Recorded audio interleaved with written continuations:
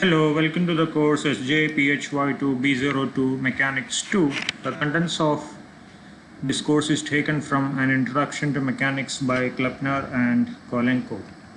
We will continue to discuss topics from Module 2, Central Force Motion. In the previous class, we discussed about non-interacting particles, where we have seen that the potential has two components. One is the attractive gravitational component and other is the repulsive centrifugal component. And depending on the value of energy, you have different scenarios like bound motion, unbound motion, combination of these two, etc. Now, having understood that, let's now turn our attention into the main problem of this chapter, that is to find the orbit of planetary motion. As you know, planetary motion is governed by a gravitational force, which is a central force. So essentially this is a central force motion, and you know the expression for the gravitational force, F is minus G capital M small m by R square. The capital M is the mass of the sun and small m is the mass of the planet. Or alternatively, if you consider the motion of a satellite around a planet, capital M is going to be the mass of the planet and small m is going to be mass of the satellite. Since this is a conservative force, F is equal to minus grad U, so the potential energy U of R is going to be the integral of the force, which is minus G capital M small m by R. Now, for a given planet, the mass and the gravitational constant, all these are constants, so let's club all these constants into a single variable known as C. So U of R equal to minus C by R. Now, one thing you have to remember, this equation holds perfectly good only for a homogeneous and exactly spherical planet. And also, there shouldn't be any attraction between a given planet and others. Only in that case you can apply this particular equation. Unfortunately, all the planets are not exactly spherically symmetrical, but that's not going to affect this equation much, because if the planet is not spherically symmetrical, then the gravitational field will have additional terms corresponding to 1 by r cube, 1 by r to the power 4, etc., in addition to the 1 by r squared term. But if you look at the solar system, r is the distance between sun and a given planet. This is a very, very huge quantity. So 1 by r cube, 1 by r to the power 4, etc. are going to be much smaller in magnitude compared to 1 by r square. So for all practical purpose, you can discard them. Similarly, in the case of solar system, sun is the most heavy planet, right? Most of the mass of the solar system is concentrated on the sun. So the gravitational attraction between sun and a given planet is much more dominant compared to the gravitational interaction between that planet and all other planets. So the planetary interactions are basically governed by the attractive force between sun and a given planet.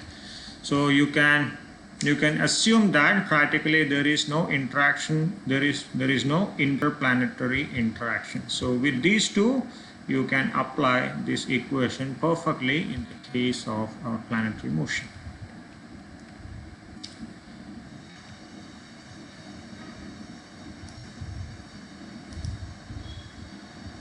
Now, our aim is to find the equation of the orbit. When a given planet rotates around the sun, what's going to be its orbit? Okay.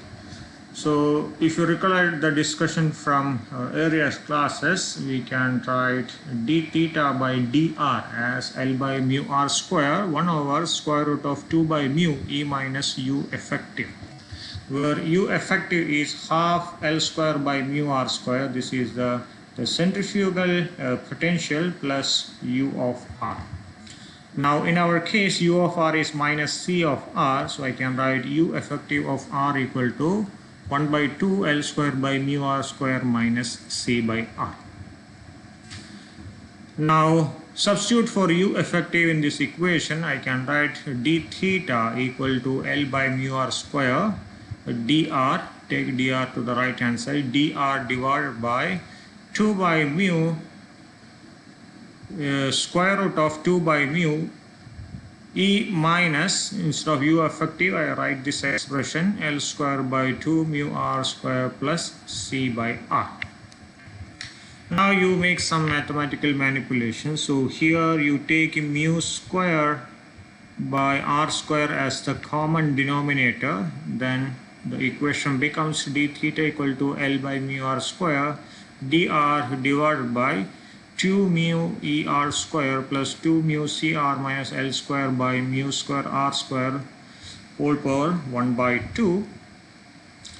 Then you can take this mu square r square outside the square root, so you have mu r, and it's going to go to the numerator. So on the numerator you have mu r, in the denominator you have mu r square, so essentially you have 1 by r term here. So you have L by r multiplied by dr divided by square root of 2 mu e r square plus 2 mu c r minus L square.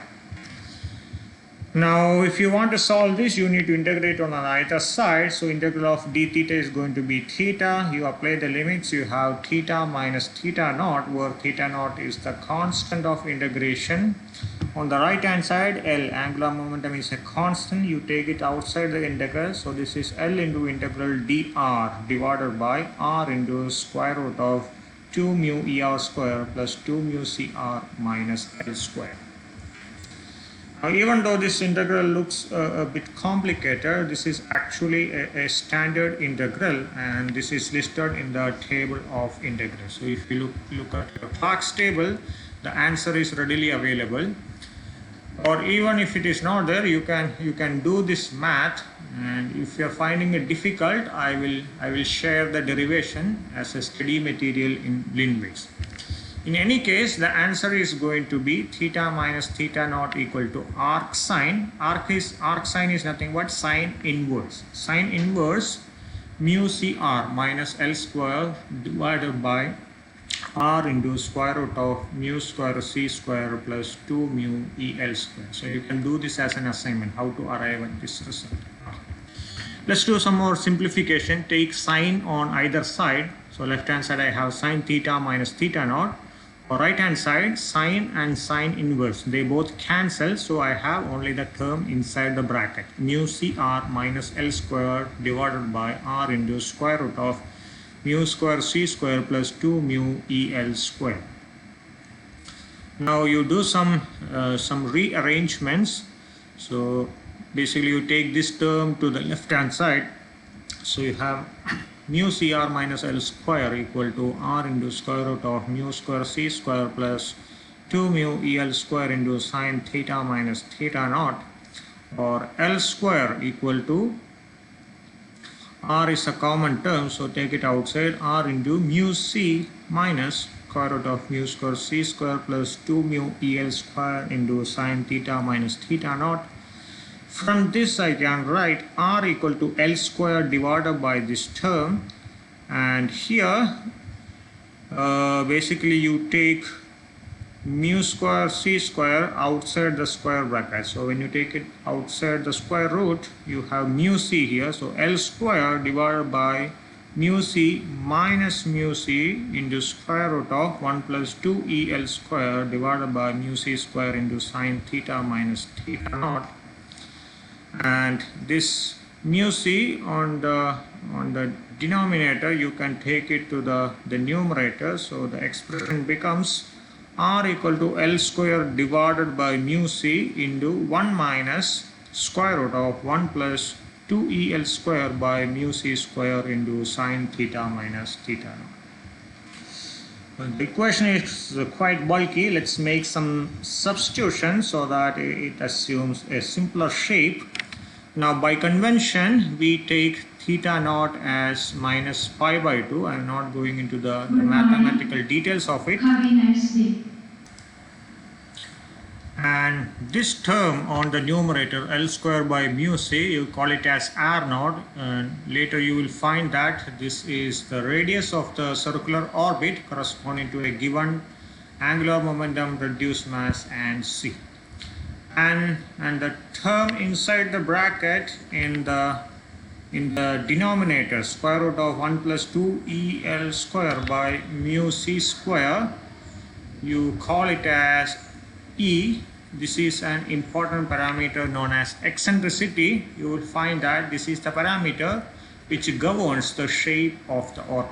Now with these substitutions, the equation of the orbit gets simplified as R equal to R naught divided by 1 minus E cos theta. We can bring it to a more familiar shape. So let's do some rearrangement. I can write R naught equal to R minus RE cos theta. Now let's switch over to the Cartesian coordinate system where x equal to R cos theta and y equal to R sin theta. So R I can write as square root of x square plus y square. Here I have R cos theta term which is going to be x. So this is minus EX equal to R naught. Now just play with this equation. Minus EX you take to the right hand side, square root of x square plus y square equal to R naught plus EX, and take the square on either side. So x square plus y square equal to R naught square plus 2R naught EX plus E square x square, or R naught equal to x square plus y square minus E square x square minus 2R naught EX. Let's club these two x square terms. So I have 1 minus E square into x square minus 2R naught EX plus y square. So this is the equation of the orbit. Now we have four possibilities with this equation. First one, eccentricity greater than 1. Now what will be the shape of the orbit? Now before going to the details of that, let's now familiarize with the basic shapes. So I'm sure you all are familiar with parabola. This is a quadratic function. So if you take x equal to y square, this is going to be the shape of the function. Right?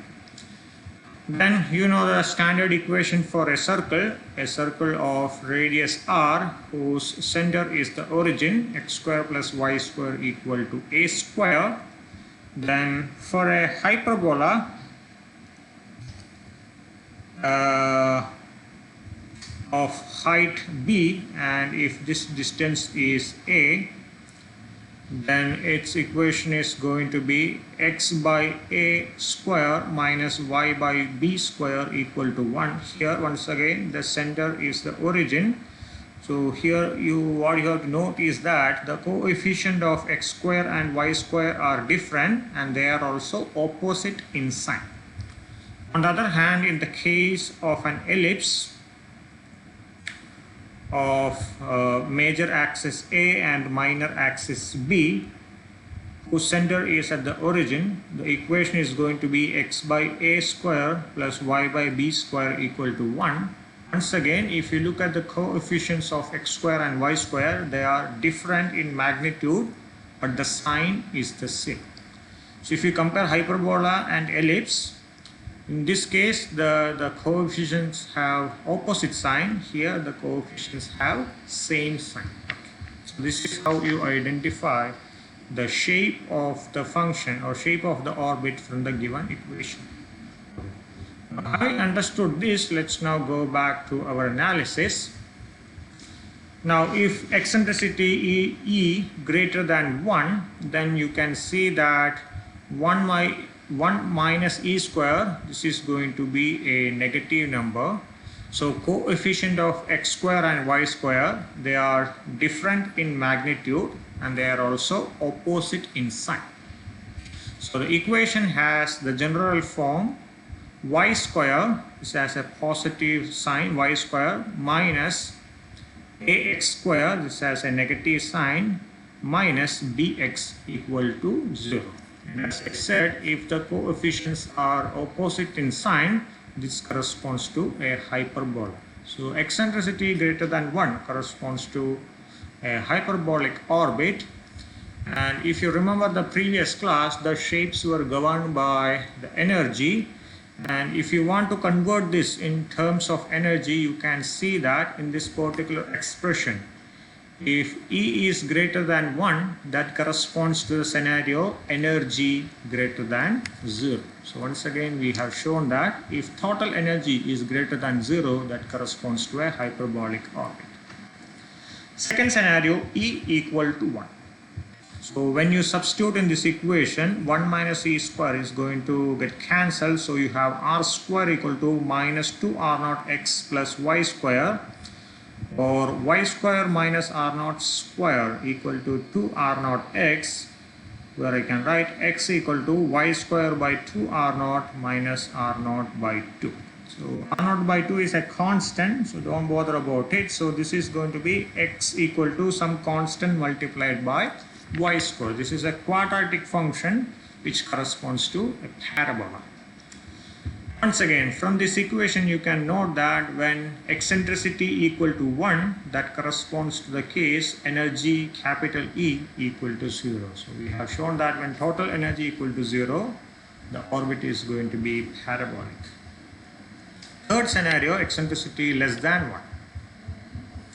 So once again, in this equation, when E is less than 1, the coefficient of x square and y square, they are going to be unequal. But if you look at the sign, this is going to be positive and this is anyway positive. So both the coefficients are same in sign. So it has the standard form y square plus ax square minus bx equal to 0, which is the equation of an ellipse. But here we have an extra term, a minus bx term. On the other hand, when we looked at this particular graph, it doesn't have any linear term. So if it has a linear term, what it means that the geometric center of the ellipse is not at the origin. Okay, that's why you have this extra term here. So in any case, when eccentricity is less than 1, the orbit corresponds to an ellipse. And if you look at the energy equation or the definition of eccentricity, you can see that when eccentricity is less than 1, that corresponds to the case E less than 0. So it's similar to what we had discussed in the previous class. And the final possibility is eccentricity being 0. So in this equation, when E equal to 0, these two terms, the second term is going to vanish. In the first term, the E square term is going to vanish. So I have R0 square equal to x square plus y square. This is the classic equation of a circle. So when eccentricity equal to 0, the ellipse degenerates into a circle. And in this scenario, as we know from the previous class, when the orbit is circular, the energy corresponds to the minimum value. And what is the value of it? If you substitute eccentricity E equal to 0 in this particular expression, you get total energy E equal to minus mu c square by 2L square.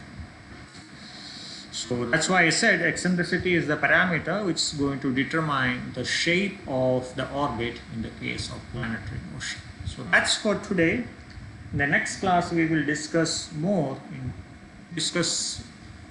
in more details about hyperbolic orbits and orbit of a satellite. Thank you.